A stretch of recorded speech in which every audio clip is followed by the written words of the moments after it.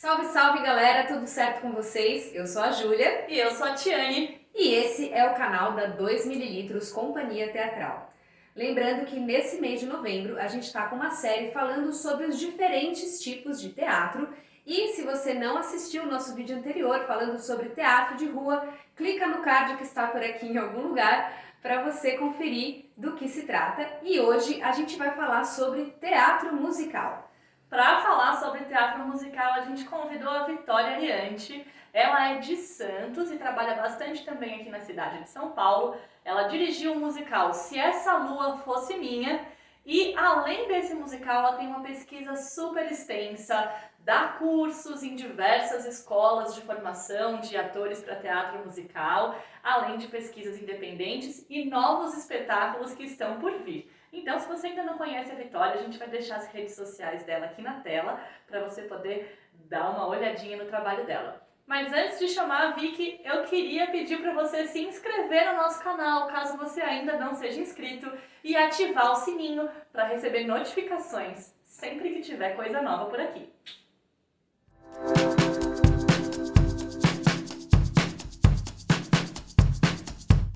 Oi, eu me chamo Vitória Ariante, eu sou atriz, bailarina e diretora, e eu tô aqui para falar um pouquinho sobre teatro musical. Mas antes de eu falar sobre o teatro musical em si, eu queria contar um pouquinho da minha trajetória e dizer como que ela se funde à linguagem do teatro musical. Eu fazia balé desde pequena, também fazia aulas de musicalização num conservatório e fazia teatro.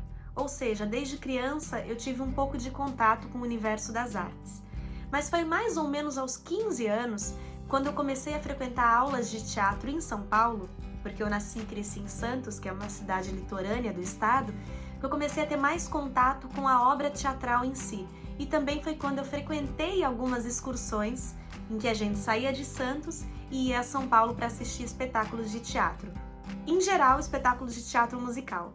Foi quando eu conheci Chicago, Fantasma da Ópera, A Gaiola das Loucas, A Bela Fera. Eu adorava a parafernália do teatro musical, mas eu também gostava muito do próprio ritual do teatro em si, de ir ao teatro, de se preparar para ir ao teatro. E foi aí também que eu comecei a entender que aquele mundo era um pouco distante para mim, o mundo do teatro musical, embora eu sempre me emocionasse com os aplausos e não sabia muito bem o porquê. Então, fui a São Paulo, fui me graduar em artes cênicas e quando acabou a minha faculdade eu falei assim, o que eu vou fazer agora? Me bateu um vazio. Foi quando eu conheci alguns cursos de teatro musical e retomei contato com esse mundo que era tão distante para mim. Eu lembro que eu me matriculei num curso que se chamava Básico em Teatro Musical. E aí eu pude entender melhor as bases da linguagem, as especificidades da linguagem, as obras mais conhecidas e também a própria sensação de misturar as áreas que eu tinha feito separadamente quando eu era nova, que era o canto, a dança e a interpretação. E também porque eu nunca fui uma criança tão ligada a culturas de outros países. Eu conhecia bastante, sempre fui muito estimulada com a nossa própria cultura. Então a cultura norte-americana eu não tinha muito acesso, ou seja, eu não tinha acesso a Broadway e ao berço dos musicais, né? Mas o que eu vou falar um pouquinho aqui hoje é sobre não só a origem do teatro musical, mas o que a gente pode definir enquanto linguagem do teatro musical. Antes de tentar entender a origem do teatro musical, é importante a gente compreender os elementos que o compõem. Primeiro de tudo, antes de musical, é teatro. Logo, o teatro musical é uma forma de teatro que combina músicas, canções, dança, movimentos e diálogos falados. Tem relação com a ópera e com o cabaré, e é por isso que é tão difícil separar essas linhas com muita precisão. 3 fatores são fundamentais para um musical: música, interpretação e o enredo. O enredo é a parte falada da peça, ou seja, a parte dramática do espetáculo. Existem espetáculos de teatro musical que não tem falas, que ele é inteiro cantado. Bom, mas aí vale lembrar que música é texto, né? A interpretação ela se relaciona com as performances, seja de dança, seja de encenação e seja do canto. E as letras musicadas, elas formam o que a gente chama de musical. É o que caracteriza a base do adjetivo em si. Vale lembrar também algumas diferenças entre a ópera e o musical. Por exemplo, a ópera, geralmente ela é feita na língua original. Já o musical, ele é traduzido para a língua nativa de onde ele está sendo apresentado. Outra coisa, na ópera, os artistas eles se dividem entre cantores, atores e bailarinos. Geralmente no teatro musical, o artista deve saber executar as 3 funções. Tem algo interessante que é dito sobre os musicais e que também é uma boa forma da gente compreendê-los. Dizem que quando a emoção se torna tão forte no discurso, você canta. E quando ela se torna tão forte na canção, você dança. Uma canção ela deve ser adaptada ao personagem ou aos personagens e na situação dentro do enredo. Dentro da natureza do teatro musical, os autores devem desenvolver os personagens e o próprio planejamento deles, que é o que a gente chamaria no teatro da curva de ação dramática.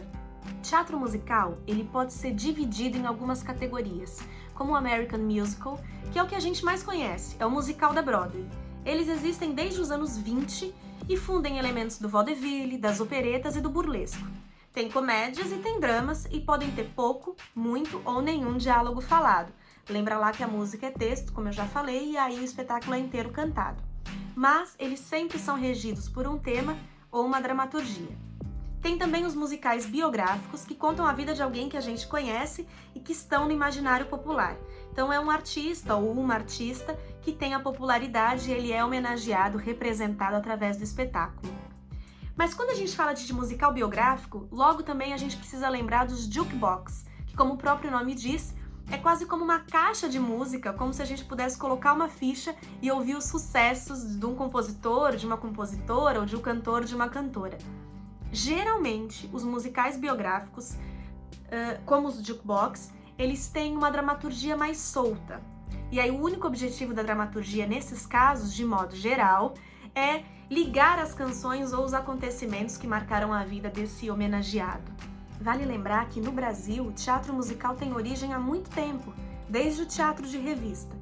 Companhias estrangeiras passaram a investir e a produzir espetáculos aqui. Mas depois de certo tempo, com dificuldades, os nossos produtores acabaram recorrendo às fórmulas americanas. Nesse sentido, algumas atrizes nossas também ganharam destaque, como Marília Pêra e Bibi Ferreira.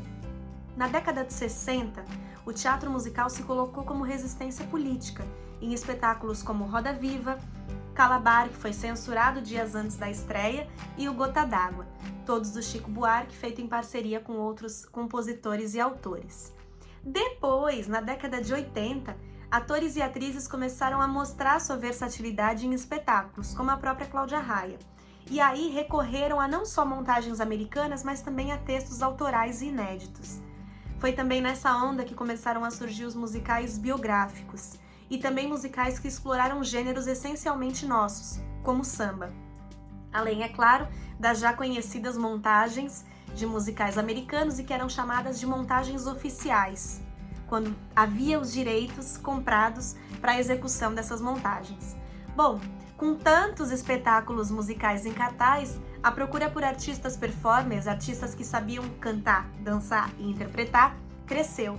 E foi nesse sentido que as escolas de teatro musical surgiram para profissionalizar esses artistas que buscavam essa formação e também salas de espetáculos que poderiam receber os aparatos necessários para as execuções das montagens de teatro musical, com especificidades próprias, né? Com efeitos de luz, efeitos de som e cenografias, além de patrocinadores interessados em investir, né? Em colocar esse aporte financeiro.